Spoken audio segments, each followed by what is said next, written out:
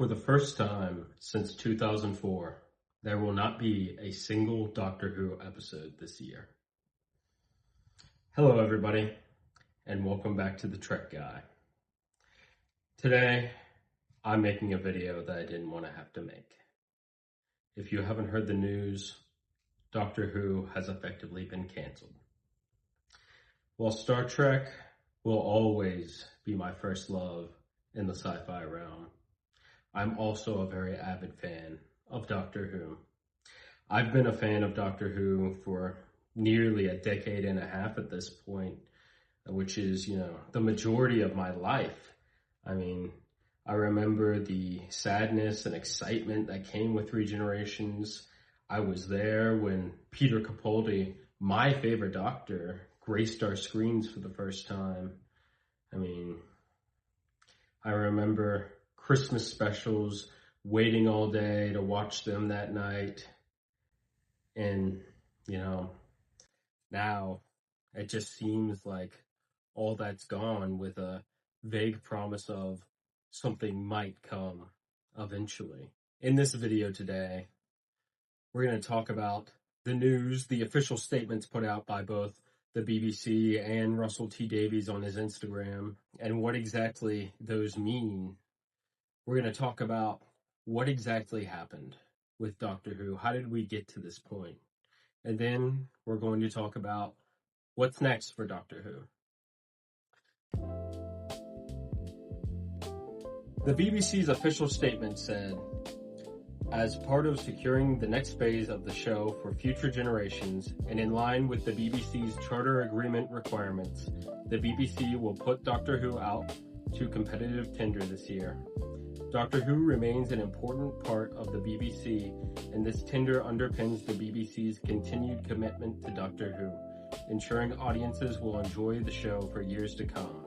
After careful consideration, the BBC, Russell T Davies, and Bad Wolf have collectively decided not to go ahead with the previously announced Doctor Who Christmas episode. This decision was not taken lightly, and we know it will be disappointing for fans. But in order to set the show up for future series, it was decided that rather than bridge the gap with a one-off special, we are choosing to push forward to invest in the long-term future of the show, which ensures when the TARDIS lands once more, it does so in all its glory.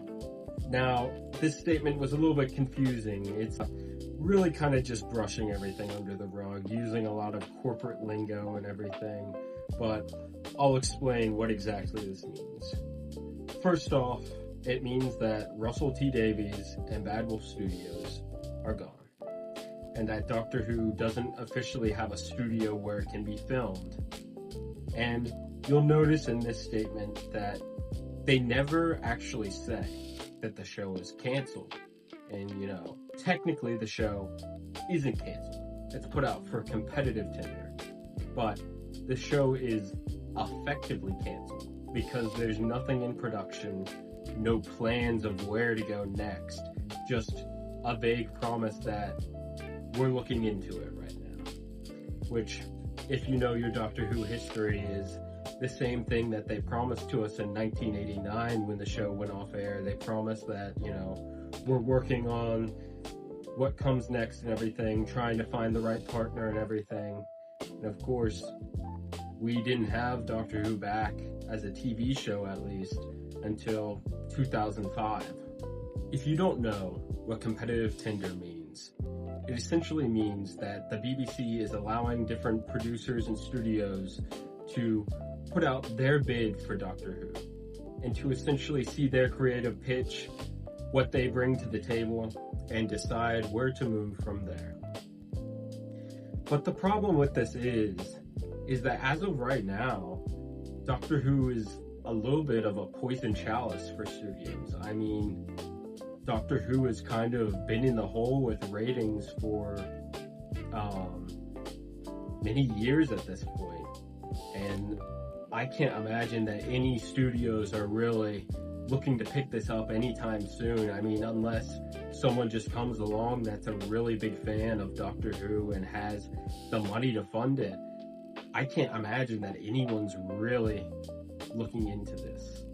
I mean, maybe I'm wrong, but like with the Rose Tyler regeneration that we got in Reality War is like, where do you really go from there? That's something that, you know, whoever bids on the future of Doctor Who, they're going to have to answer. Like, do we just ignore it? Or do we come up with an explanation? Who knows? But different things such as that kind of make Doctor Who this poison chalice that's like, do we dare to take it? It's possible that we could be going into another wilderness years. It's possible that it could be years before we see Doctor Who on television again. Now for what Russell T Davies had to say on his Instagram. RTD says, "And so goodbye from me to Doctor Who, but hello to a big new future for the show. As the BBC announces it's putting the show out to tender, as a result, there won't be a Christmas special. We only cooked that up to guarantee a future when no one knew what would happen, but now we do know. There's no need for it. You'll have to wait longer for new Doctor Who, but you'll be waiting for more Doctor Who than a one-off, so it's worth it. For the record, there was no script. I never wrote it, and no actor was ever approached to play the next Doctor. You may disagree. Fine. Sit in that chair and wait to be proved right. You'll wait a long time. Now, I'm excited as anyone to see what comes next. Will they keep the theme tune? Will they lose the blue box? Will they bring back the Dravin? It's all up for grabs. Which is so Doctor Who, exciting and unpredictable and new. Here comes the future." Now, of course, fans weren't too happy with Russell T Davies' statement, as they are with most things that Russell T Davies says. But a lot of people thought that his statement was a little bit passive-aggressive, almost kind of insinuating that without him, the show's gonna lose a lot of what makes it Doctor Who. But I'm not entirely sure that's what he was hinting at. I think that he may have just been getting at that, you know, nobody knows what comes next for Doctor Who. Something that is fairly big about his post is that Russell T Davies lied. I mean, a few weeks ago, he said we would be getting news on the future of Doctor Who and who the next Doctor was, which now we know to just be a complete lie. I mean, even more than that, he says that there never was any script for the Christmas special, which implies that also the BBC was lying, and that, you know, when Murray Gold did interviews where he said that he's seen the script for the Christmas special and everything, that he was lying as well, which puts both of them in a very precarious spot, with RTD insinuating that they're lying. What actually went wrong with Doctor Who? How did we get from Doctor Who exploding, having this great revival, to now having failing viewership and ratings? How did we get here? Well, imagine it's 2022, and fans think that Chris Chibnall is the devil. Jodie Whittaker's era has been seen as a failure according to viewing figures, but then news comes. Russell T Davies, the savior of Doctor Who, is coming back to save it once more. Jodie regenerates, and it's David Tennant. Fans everywhere are hailing this as a creative decision that will bring back all the fans and a new renaissance for Doctor Who. When I heard this news back in 2022, I knew that the show was probably on its last legs. Is that these decisions to bring Russell T Davies back, to bring back David Tennant, just reeked of desperation. It just seemed as if they didn't have anyone else who was willing to take it on. Part of the downfall of Doctor Who lies in the 60th anniversary. As I've just explained with the 14th Doctor, they brought back David Tennant, which was pure nostalgia bait. It was moving backwards for Doctor Who. Part of the core identity of Doctor Who is always moving forwards, always having the next Doctor. And while the Doctor that resonated with you might be gone, that Doctor is still within the Doctor somewhere. But Doctor Who always has to move forwards, always has to keep that momentum going. And not only did they bring back David Tennant, they also brought back Donna Noble, which was also another step in the wrong direction. This came from a wish to relive the glory days of Doctor Who with David Tennant and Catherine Tate. It wasn't about the show, it was about nostalgia. The hope was that, if we bring these beloved figures back, that it will bring back all the fans. And, well, it did for the 60th anniversary specials, but they didn't stick around to watch what came next. And I think that, really that was kind of predictable. Really, in order to survive, Doctor Who needs to keep moving forward, not keep looking backwards, trying to bring back past things, past characters. It needs to move forward. Leave the past to be expanded upon by books and Big Finish, honestly, is what I have to say. Another thing that the 60th anniversary specials introduced was bi-generation, which was a very strange concept that not many fans liked. And part of the problem was it really destroys the continuity between Doctors. The thing with regeneration is, even though it's a kind of death and we're seeing an actor we love go, is that there's still this continuity to the character of the Doctor. Is that he's changing, he's not leaving, he's not becoming a different person. It's the same person with just a different personality. And bi-generation just destroys that continuity. I mean, it leads to questions. Now there's both the 14th Doctor and the 15th Doctor, and whoever comes after that. And it just leads to the question, like, at this point, are they even the same person? I mean, what happens with the 14th Doctor? Does he die and regenerate? Does he become the 15th Doctor? Does he somehow get reintegrated into the 15th Doctor? We don't know. And it really just kind of destroys the continuity of this character that we all love, because we don't know if they're even the same person anymore. And it just kind of adds fuel to the haters as well, is that, now it justifies haters when they say, oh, well, the Doctor died with David Tennant. Everything beyond the 15th Doctor is not Doctor Who. Is that, now it gives them an official justification that they can claim, well, they're two separate characters at this point. Russell T Davies just wanted to give the 10th Doctor a happy ending, but he did it at the expense of the story. The episodes themselves in the 60th anniversary were not that great either. Maybe with the exception of Wild Blue Yonder. The stuff with Meep and the Toy Maker was a bit confusing. I mean, the meta crisis was resolved, but it kind of just destroys the whole story arc with Donna Noble from Series 4.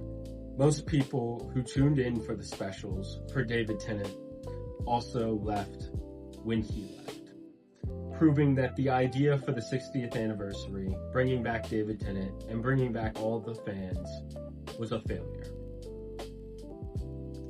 Now, part of the problem with Doctor Who's downfall was also Russell T Davies himself. The thing is, Russell T Davies did the impossible with Doctor Who. He brought it back from Cancellation. He created a successful show continuing on from what we saw in 1989, while also establishing new storylines. And no matter what he writes next for Doctor Who, there's always going to be that comparison of what he did before. And what he did was really impossible. I mean, the old saying, lightning never strikes twice, is that it was just kind of delusional to believe that he could do the same thing twice. Another thing about Russell T Davies is that he's quite a bit older than he was in 2004.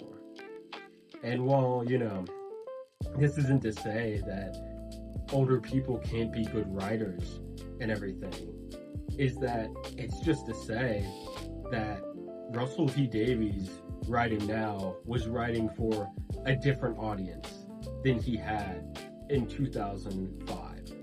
And who knows, maybe he didn't understand that audience.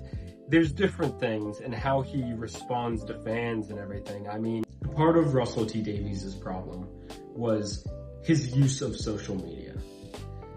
RTD used social media often to float different ideas that didn't really jive with fans, such as the idea that every doctor has bi-generated, which just doesn't make any sense.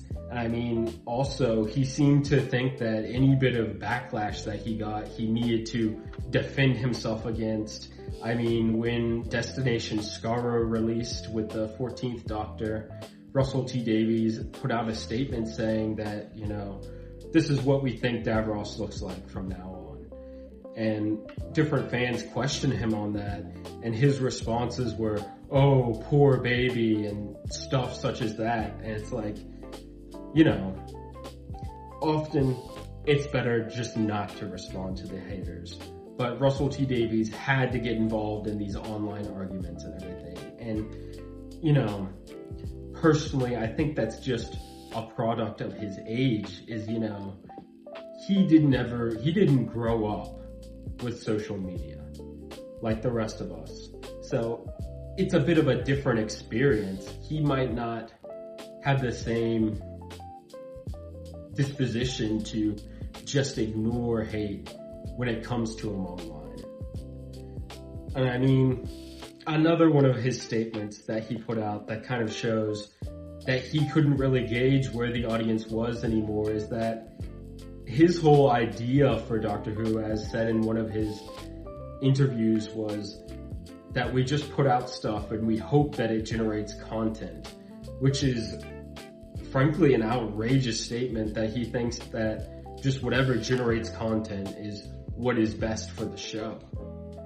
Another thing with Russell T Davies is the lies. Is Russell T Davies constantly lies about the show, lies in the direction that it's going. Is, it's part of what I addressed in the beginning of this video, is that he just directly lied about the Christmas special. And it leaves a lot of fans wondering, was he lying about the Christmas special or lying now? My wife said something the other day that kind of hit me. When we were talking about Doctor Who, she said, it's ironic that Russell T Davies was both the life and the death of the show. Following this trail of the downfall of Doctor Who, we go into the 15th Doctor's era. One of the biggest problems with the 15th Doctor's era was that 8 episodes a season is just simply too short. Now, with 8 episode seasons, if 2 out of 8 episodes are bad of that season, then a quarter of the season is bad. And it only gets worse from there. 8 episodes a season doesn't really do well for character development.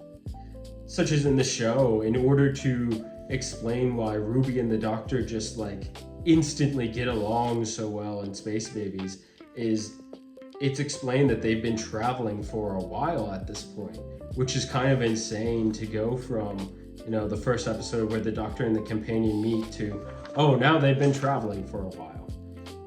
There's just these weird time skips and everything. But also with the 15th Doctor himself, it didn't really give him enough time to grow and develop. I mean, even now, a lot of fans just don't really feel like they knew him. It really only felt like he was starting to grow into his own and that he was cut off too early.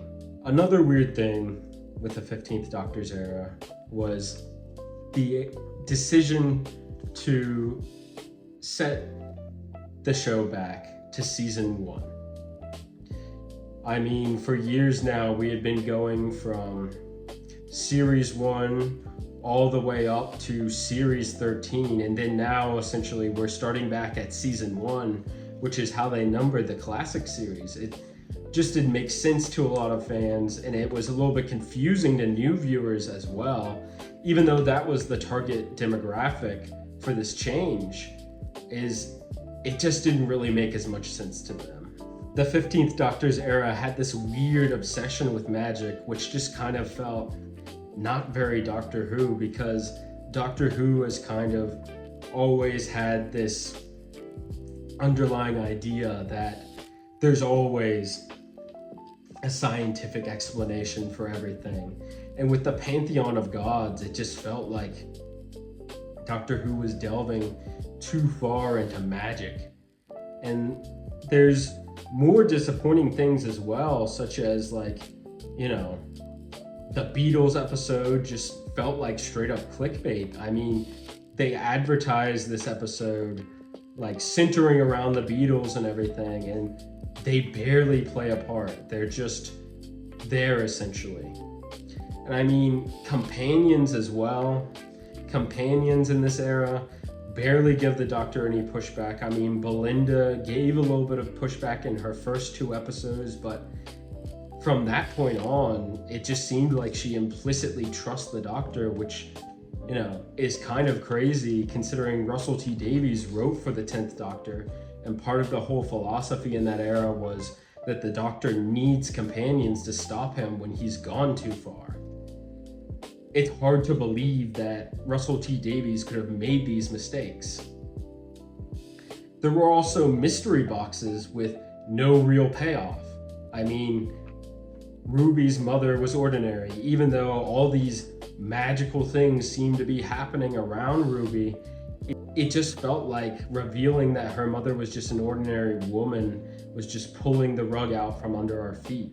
It just didn't really make any sense. I mean, we had already seen that kind of idea done with Star Wars, and we saw how much fans liked it then. It's like, why would you want to repeat that now? We still have no idea why Poppy was there in Reality War. That was never answered at all. And I mean, Susan made an appearance. It looked like we were leading up to see Susan again, but we never did. I mean, there was also that whole thing with the boss. We had no idea who the boss was, and it seems like we'll probably never hear about the boss again, seemingly. RTD brought back classic villains, but offered very little explanation for them. With Sutek, I mean, I guess it was kind of implied. You could kind of figure it out if you watched the episode, being the god of death and everything, that, obviously he wants to bring death to the universe and everything. The Ronnie, I mean, when the Ronnie came on our screens, my wife, this was like her first experience watching Doctor Who. She asked me, who is that?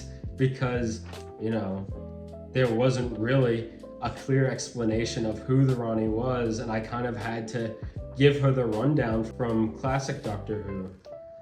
I mean, more than that, they completely botched Omega's return, which Omega's return should have been the most hype moments of season 2, but they completely botched it. And it kind of just showed that Russell T Davies didn't even understand who Omega was. It's like he has the Doctor saying like, Omega is the most evil Time Lord of all time and all this stuff.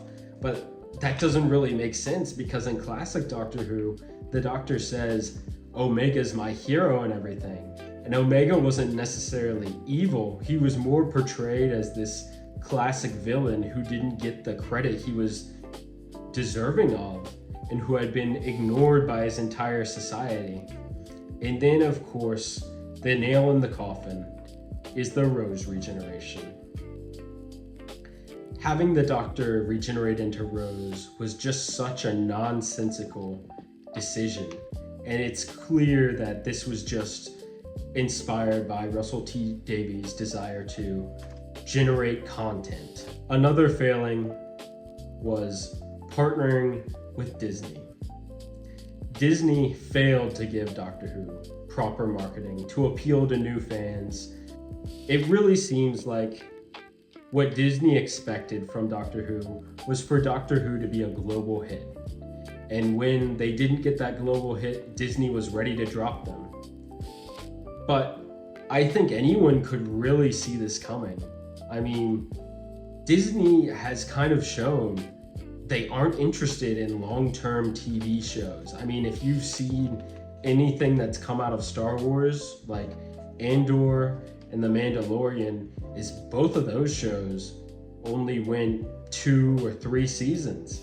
Is Disney doesn't really want to invest in something long-term. So it's just kind of, why would BBC want to partner with them for the distribution of Doctor Who? Well, actually, I do know. It's because of that sweet cash flow that comes from Disney. Another thing that was Disney's fault was the war between land and sea. To this day, it still never aired in the US, and there is no legal way to watch it in the United States. After describing what went wrong with Doctor Who, what happens next? Well, as I said before, Doctor Who is out for competitive tender, which means that different producers are bidding on the show, and we'll see where the future goes from here.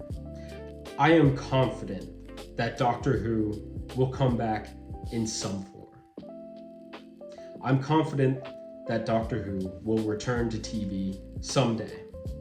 I really believe that it's less of an if Doctor Who returns and more of a when that Doctor Who returns.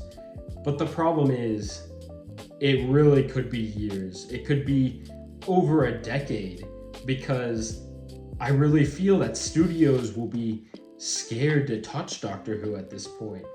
I mean, there's the question of what to do with the Rose regeneration.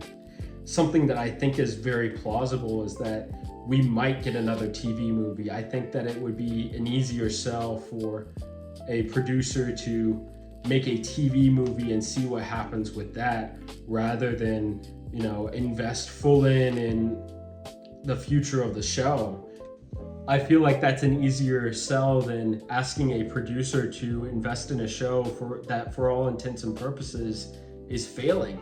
Something that I do fear if another producer gets their hands on Doctor Who is that we could face a complete reboot of Doctor Who, which I think would be the worst case scenario of Doctor Who, because part of what makes Doctor Who so great is that legacy that comes with it. So the question is, with whatever comes next, will they respect the continuity of Doctor Who? Will they respect the fan base of Doctor Who? I don't know. We'll have to wait to see what happens. Anyways, Doctor Who isn't completely dead. There's still stuff to look forward to. I mean, Circuit Breaker is going on right now. It's telling the story of Joe Martin's mysterious fugitive doctor, which should be interesting. I mean, Big Finish is always around. Their contract was just extended into 2035. So, I mean, they've already got an extensive catalog of releases. You can go pick up just about any story from your favorite Doctor on Big Finish, barring the 14th and 15th Doctors. I mean, personally, what I'm really looking forward to coming from Big Finish soon is the 12th Doctor adventures. I'll be sure to review those when they come out. Even if Doctor Who isn't on TV, Doctor Who is still around in some form. Much like the Doctor himself, when the show is dying, it has the ability to regenerate itself. I am confident that we will see Doctor Who on television again. It's not a question of if we will, it's a question of when we will. Are we entering into another wilderness years? Only time will tell. In the meantime, we can continue enjoying the Doctor Who that we do have, and the extended universe releases that are still to come. Let me know what your guys' thoughts are in the comments below. What do you think the future holds for Doctor Who? What direction do you think the new producers need to take Doctor Who in? If you liked the video, please leave a like. If you want to see more content like this, subscribe. Thanks for watching.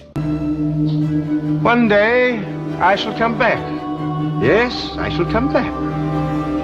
Until then, there must be no regrets, no tears, no anxieties.